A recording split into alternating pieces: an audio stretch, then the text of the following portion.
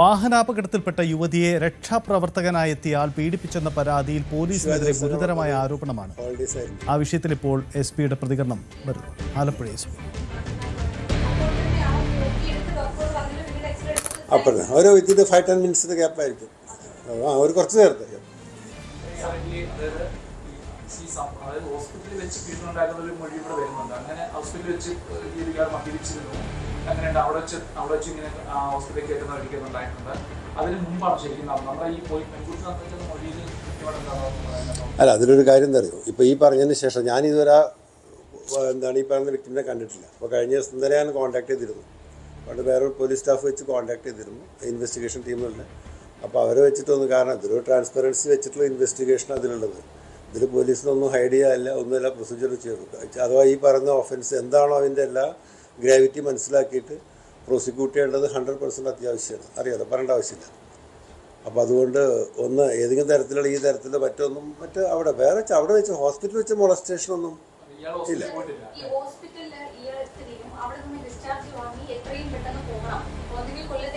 അങ്ങനെ പറഞ്ഞു. അല്ല അങ്ങനെ എനിക്ക് മീഡിയ പറഞ്ഞൊരു ഇൻഫോർമേഷൻ, ഞാൻ അതൊന്ന് ചെക്ക് ചെയ്യാം. ആക്ച്വലി ആണോ തൊഴിൽ അല്ല, അത് ചെക്ക് ചെയ്യണം. ഞാൻ തരാം. ആക്ച്വലി ഈ പറഞ്ഞ ഇന്നലെ രാവിലെ മുതലാണ് ഈ സംഭവത്തിന് ശേഷമാണ് ഇപ്പോൾ ഇത് ആക്റ്റീവ് ആവുന്നത്. കഴിഞ്ഞ ന്യൂസ് വന്നതിന് ശേഷം. അതിന് മുമ്പുള്ള എനിക്കിത് പ്രോപ്പർലി എല്ലാം നടക്കുന്നത് മാത്രമേ അറിയുള്ളൂ. അപ്പം പിന്നെ ആ സ്റ്റേറ്റ്മെൻറ്റ് നോക്കേണ്ട കാര്യമില്ല. ആ ഗ്രാവിറ്റി മനസ്സിലാക്കിയിട്ട് തന്നെ ഞാൻ അത് തൽക്കാലം പോലീസ് സ്റ്റേഷനിൽ ഇൻവെസ്റ്റിഗേഷൻ DYSP അന്വേഷിക്കാൻ വേണ്ടി ഇന്നലെ പറഞ്ഞിട്ടുണ്ട്. ഇന്ന് സ്റ്റാർട്ട് ചെയ്യും. ഇന്ന് DYSP ഇൻവെസ്റ്റിഗേഷൻ. ഈ വകുപ്പുകൾ ചുമത്തിയിരിക്കുന്നത്, അതായത് ഈ പെൺകുട്ടിക്കെതിരെയുള്ള ഈ മോൺസ്ട്രേഷൻ്റെ കാര്യത്തിലുള്ള വകുപ്പ് ചുമത്തിയിരിക്കുന്നത് വളരെ കുറഞ്ഞ ശിക്ഷ കിട്ടുന്ന വകുപ്പുകളാണ് ചുമത്തിയിരിക്കുന്നത്. രണ്ടാമത്തേത്, ഈ പോലീസിന്റെ നടപടി കൃത്യമായിട്ട് അത് വേണ്ട രീതിയിൽ നടന്നില്ല എന്ന് പറയുന്നത് വൈകുന്നു എന്നാണ് ഈ പെൺകുട്ടിയുടെ ഒരു ഫോണിൽ സംസാരിച്ചപ്പോൾ പറയുന്നത്.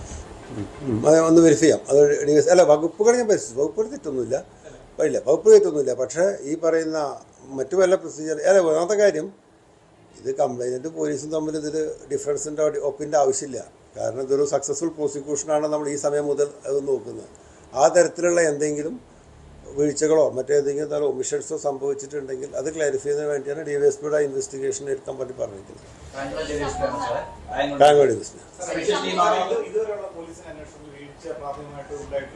ഇല്ല, പ്രൈമ ഫേസി ഒന്നും തോന്നുന്നില്ല. അപ്പോൾ ഈ പറഞ്ഞ രീതിയിൽ അപ്പോൾ അവിടെ ചെന്നപ്പോൾ രണ്ടാമത് ഭീഷണിപ്പെടുത്തിയൊക്കെ പറയുന്നില്ലേ, അതൊക്കെ ഉണ്ടെങ്കിൽ ഒരു ഫർദർ വേറൊരു ഒക്കറൻസ് കൂടി ചാൻസ് ഉണ്ടല്ലോ. അത് നോക്കാം. അത് സംഭവിച്ചിട്ടുണ്ട്, ചേർക്കും. അങ്ങനെയാണെങ്കിൽ ഉണ്ടാവും.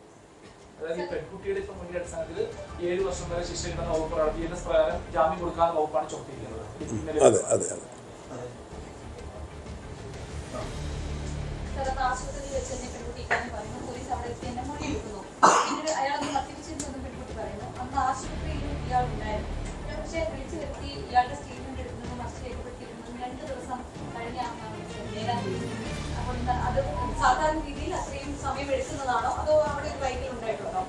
ഇല്ല, നോക്കാവുന്ന വെച്ചാൽ ഒന്ന് അറിയാലോ, ഒരു ഹെക്ടിക് ഇലക്ഷൻ്റെ തിരക്കൊക്കെ ഉണ്ടായിരുന്നു അവിടെ.